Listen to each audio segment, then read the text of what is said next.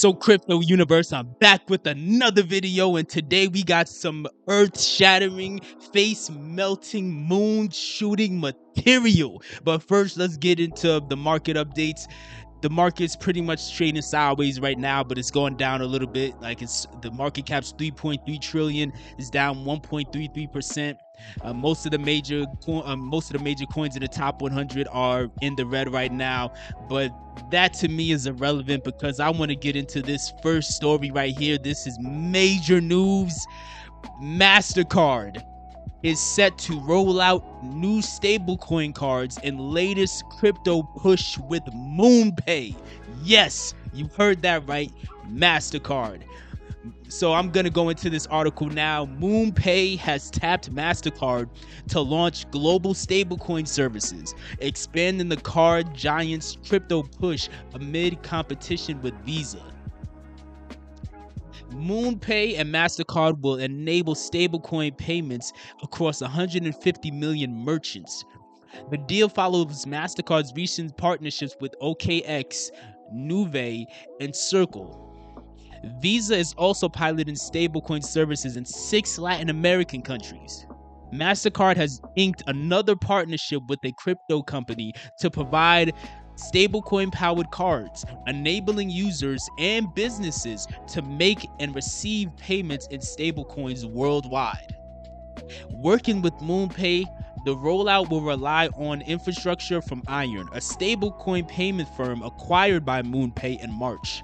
Transactions will be automatically converted into fiat. Stablecoins have become popular tools in crypto trading and payments for their price stability, as each coin is pegged to a fiat currency such as the US dollar. But regulatory clarity remains elusive in many jurisdictions. The US Securities and Exchange Commission issued guidance last month indicating some stablecoins aren't securities, but left questions unanswered about yield-bearing and algorithmic variance. It also dropped an investigation into PayPal's stablecoin at the end of April. But despite the regulatory fog, card networks are doubling down on stablecoin rails, betting on their utility in remittances, creator economies, and cross-border commerce. The latest announcement adds to Mastercard's expanding roster of crypto collaborations. In April, the payments giant partnered with crypto exchange OKX and processor Nuvei on a similar project. OKX will launch a new crypto card, while Nuvei, in partnership with stablecoin issuer Circle, will provide merchant infrastructure. Mastercard projects also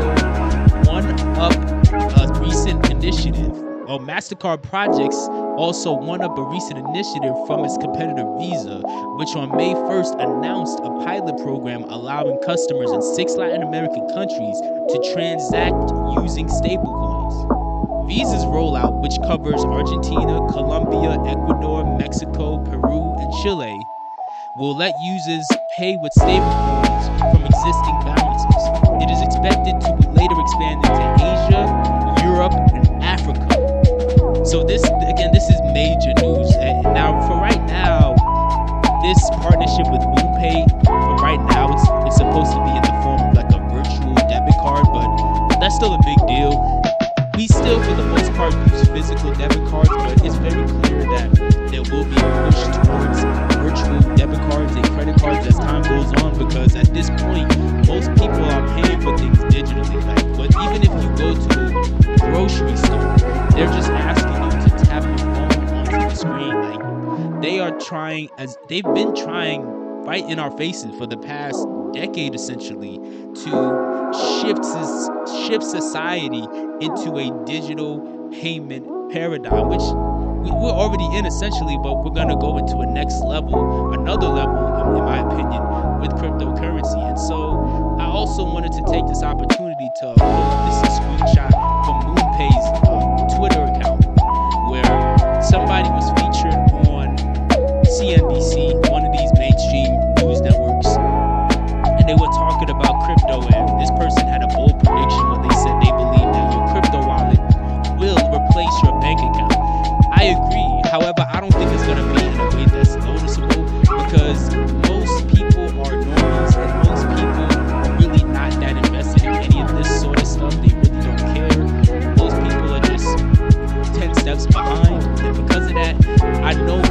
gonna do it in a way to where it'll happen right underneath people's feet and people really won't notice. Like, it'll just be a scenario where all of a sudden you see Bank of America putting out commercials saying, hey, you can now buy and sell Bitcoin on our Bank of America app. You're going to see things of that nature, things where these mainstream legacy type of institutions like JP Morgan Chase and Bank of America, they're gonna, I guess you can say, do a soft launch, so to speak, where it's not gonna, they're just gonna ease the regular person into it to where the regular person isn't even gonna notice it. You may even see a scenario where a new up and coming bank really gains traction, and many people don't even know that it's completely run on the blockchain. These are the things that are gonna happen in the future, and it's inevitable. It makes accounting way easier. It makes transactions way quicker and easier and cheaper, and it's clearly the better alternative. But next thing I wanted to get into here was Kevin Leary. Kevin Leary's been talking about crypto for several years now. Now, he's more so a Bitcoin guy, but at the same time, he's somebody who's been an advocate for the crypto space for several years now. For you guys that don't know, he's a very famous investor. I know him for being on Shark Tank, which is a show about investors being pitched different businesses and ideas and products that they can invest in. So Kevin Leary is a very successful businessman, and he has spoken about crypto several times, and I wanted to get into what he said here because he is saying boldly that not only is crypto the future, but crypto will be the 12th sector of the economy. So let's go into this video. Crypto will be the 12th sector of the economy within 5 years because it's so productive to the rest of the sector, just the digital payments. Just think about what happened when Robinhood bought WonderFi. You can now transfer currency right across the border without using a bank. Now, the thing is, even though what he's saying is a big deal, I think people also have to keep in mind there's many different blockchain-based companies that can do the same thing, where they could send money across borders with very little friction. You think about companies like Ripple with the XRP ledger, and companies like Stellar. There's many cryptocurrency companies, there's many blockchain-based companies that are in the crypto space that can really do the same thing as far as sending money quickly across borders without heavy fees. But continue. That's $1 trillion industry with this ancient 60-year-old technology and really high fees. Now, if you have a wallet in Canada, you have a wallet in the US, you just do a transaction of a stablecoin. That's brilliant. And it's really that simple. It's like, it's obvious that this is the future, and it should have already been adopted, if we're going to be honest, because anything related to government is very slow and inefficient. Like, think about when you go to your DMV, like it's all slow, inefficient, frustrating, and just like that, when you think about right now how these governments go about sending money across borders, it's a slow, unnecessary, I'm not gonna say unnecessary, but it's a slow, inefficient, obsolete process with Swift, and there are several crypto companies that can replace that right now and make it much cheaper, but many of these governments are slow to do anything about it. Part of it could be just the fact that they're just simply behind the times. The other part of it, to me, is the fact that they're behind the scenes trying to get themselves in a position to where they can come in and take over this space as well, which unfortunately I think that is inevitable. I think that's going to happen. So, but it is what it is. The only real concern for me is that I make money right now, that I can benefit right now before it's too late. Beyond that point, whatever happens, And also, if you're a regular person, it's so much more convenient. If these companies allow you to use this type of technology for a debit card or things of that nature, like imagine going to another country and not having to worry about how you're going to pay for anything. Because if you've ever been out the country, you know when you go to the new country, you have to go to a currency exchange where you have to exchange your dollars for that country's native currency, their dollars, and you get charged fees. Now imagine using a bank, or imagine using something like Moonpay or whatever, where you don't have to worry about any of that. You can use your card, you can use your normal card anywhere on the planet, and behind the scenes, it is automatically converting and exchanging all of that currency for you, while using stablecoins and using blockchain technology. I think this is very exciting, and people have to recognize, even though they won't until it's too late, this future we're headed towards, it's inevitable. People keep trying to say scam this, scam that.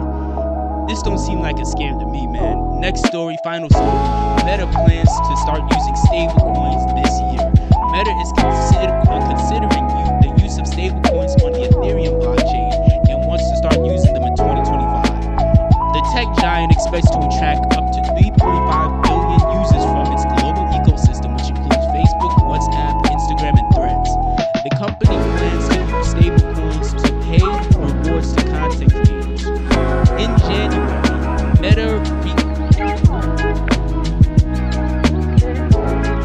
Meta rehired Ginger Baker as VP of product, who will apparently lead this area. She has spent most of her career in payments, working at Plaid as chief network officer, and now serves on the board of the Stellar Development Foundation. She has also been a member of Ripple, Square, and Visa teams.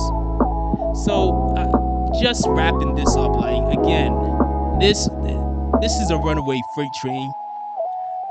If people want to deny it or people want to ignore it, it's not my problem. And if you're watching this, it doesn't really have to be yours either, but it's a personal decision. As far as Meta, I'm not a big fan of Mark Zuckerberg at all, to be honest with you, but that's a conversation for another day. But at the end of the day, in the case of Meta, I think it would be in their best interest to not focus on doing this on Ethereum blockchain. Again, at this point, there are so many other blockchains out there that are faster, cheaper, and more efficient. But it is what it is. It's not my choice. Let me know what your thoughts are. Are you excited about the Moonpay Mastercard announcement? And do you think